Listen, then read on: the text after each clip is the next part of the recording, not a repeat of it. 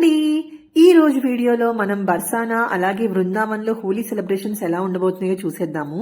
మన ఛానల్ని already follow అయ్యే వాళ్ళందరికీ తెలుసు నేను హోలీ టైంలో మథుర అండ్ బృందావన్ వెళ్ళడం జరిగిందని. మథురాకు సంబంధించిన వీడియో అయితే ఆల్రెడీ రిలీజ్ చేసేసాను, అది డిస్క్రిప్షన్ లో అయితే ఇచ్చేస్తాను, ఎవరైనా చూడని వాళ్ళు ఉంటే చూసేయండి. అండ్ ఇది వచ్చేసి సెకండ్ వీడియో. ఫస్ట్ అయితే మేము మార్నింగే బయలుదేరి బర్సానా అయితే వెళ్ళిపోయాము. ఇప్పుడు మనం చూస్తున్న ఈ టెంపుల్ రాధారాణి టెంపుల్ అంటారు. బర్సానాలోనే one of the famous temple. ఎందుకు అంటే రాధాదేవి ఇక్కడే పుట్టిందని అందరూ నమ్ముతారనమాట. సో ఇక్కడ మనందరినీ కూడా రాధే రాధే అనే పిలుస్తారు. టెంపుల్ వచ్చేసి హిల్ టాప్ పైన అయితే ఉంటుంది. సో అందువల్ల సినిక్ బ్యూటీ అనే చెప్పాలి. పైనుంచి చూస్తానికి కానీ ఈ టెంపుల్ చుట్టుపక్కల అంతా కూడా చాలా అందంగా ఉంటుంది. అది హోలీ టైంలో ఇంకా అందంగా ఉంటుంది. చూస్తున్నారు కదా లోపల హోలీ సెలబ్రేషన్స్ ఎలా ఉన్నాయో. ఇదంతా కూడా రాధారాణి టెంపుల్ లోపల. బర్సానాలో మనం 2 టెంపుల్స్ అయితే చూసాము. ఇందాక చూసిన రాధాదేవి మందిర్ అండ్ ఇది వచ్చేసి ధన్ బిహారీ మందిర్ అంటారు.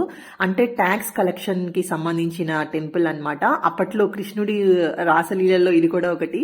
సో అందువల్ల ఈ టెంపుల్ ని ధన్ బిహారీ టెంపుల్ అని పిలుస్తారు. టెంపుల్ అంతా కూడా చాలా బాగుంది. ఇది కూడా కొండపైనే ఉంటుంది. అండ్ ఇక్కడ హోలీ సెలబ్రేషన్స్ కూడా చాలా బాగున్నాయి. ఎలా ఉన్నాయో చూసేయండి మీరు కూడా.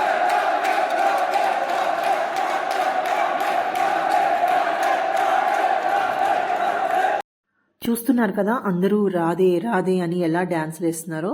సో ఇది మేము హోలీ టైంలో వెళ్ళడం వల్ల చాలా క్రౌడ్గా అనిపించింది. నార్మల్ డేస్లో అయితే అంత క్రౌడ్ ఉండదు ఈ టెంపుల్ దగ్గర.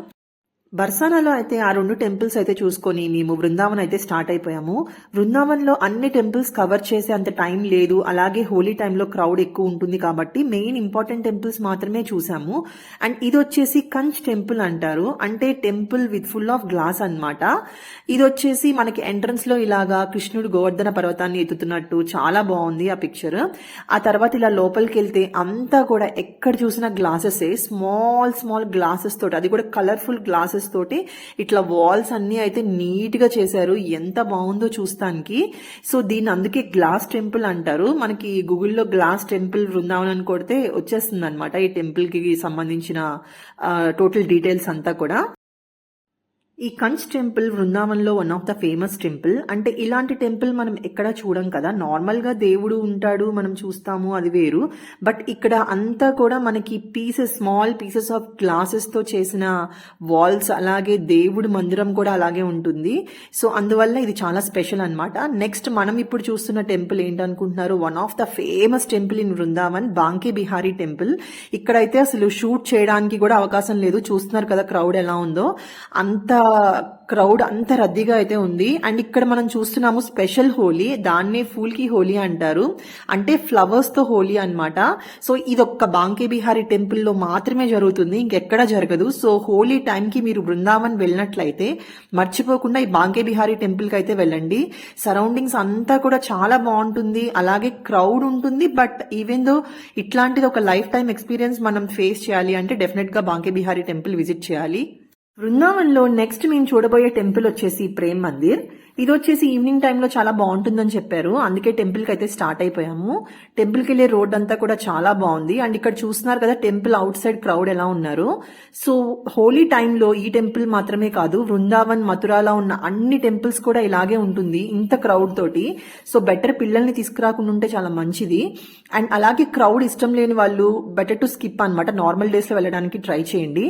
అండ్ ఈ టెంపుల్ అవుట్ సైడ్ వ్యూ చూసారా ఎంత బాగుందో. ఆర్కిటెక్చర్ కానీ ఆ కార్వింగ్స్ కానీ అద్భుతంగా ఉన్నాయి. అలాగే లోపల కూడా చూడండి, చూస్తానికి ఎంత బాగున్నాయో. ఇక్కడ వచ్చేసి కంప్లీట్ గా టెంపుల్ అంతా కూడా వీళ్ళు వైట్ మార్బుల్ తోటి అయితే తయారు చేశారు. అండ్ ఇప్పుడు హోలీ టైం కదా, చాలా మంది వస్తూ ఉంటారు దేవుణ్ణి చూస్తానికని. సో అందువల్ల డెకరేషన్ కూడా చేశారనమాట. కంప్లీట్ గా మనకి లోపల దేవుడు ఉండే ప్లేస్ ఏరియా ఉంటుంది కదా, అదంతా కూడా ఇలాగా ఫ్లవర్స్ తోటి అయితే డెకరేషన్ చేశారు.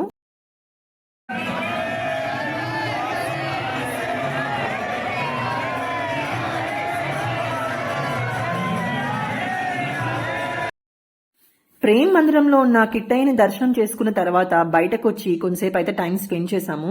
సో ఈ టెంపుల్ చుట్టూతో చెప్పాను కదా ఆల్రెడీ స్కల్ప్చర్స్ అలాగే స్టాట్యూస్ ఇలా చెక్కి ఉంచారని, చాలా బాగున్నాయి.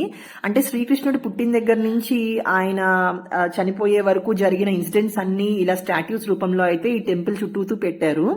సో ఈ టెంపుల్ చూస్తానికే కాదు, చూస్తానికి అందంగా ఉంది. అలాగే ఈ టెంపుల్ చుట్టూతో ఈ స్టాట్యూస్ ని చూసి మనం నేర్చుకోవాల్సినవి కూడా చాలా ఉన్నాయి.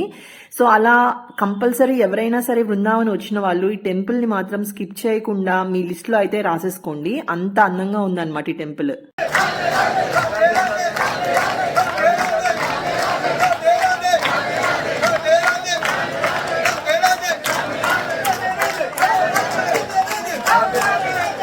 సో ఇక్కడ మనం చూస్తున్న టెంపుల్ వచ్చేసి నిధివన్ అంటారు. ఇది బృందావన్ లోనే ఉంది. ఇది one of the famous temple అన్నమాట కృష్ణుడిది.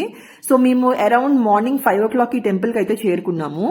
ఇక్కడ ఇప్పటికీ లోకల్స్ నమ్మేది ఏంటంటే మనకి ఈవినింగ్ 5 తర్వాత రాధాకృష్ణులు వచ్చి ఇక్కడ ఉంటారు అని చెప్పేసి ఇక్కడ జనాలందరూ ఇప్పటికీ నమ్ముతారనమాట. అందుకే ఈవినింగ్ 5 PM తర్వాత ఈ టెంపుల్ అయితే క్లోజ్ చేసేస్తారు.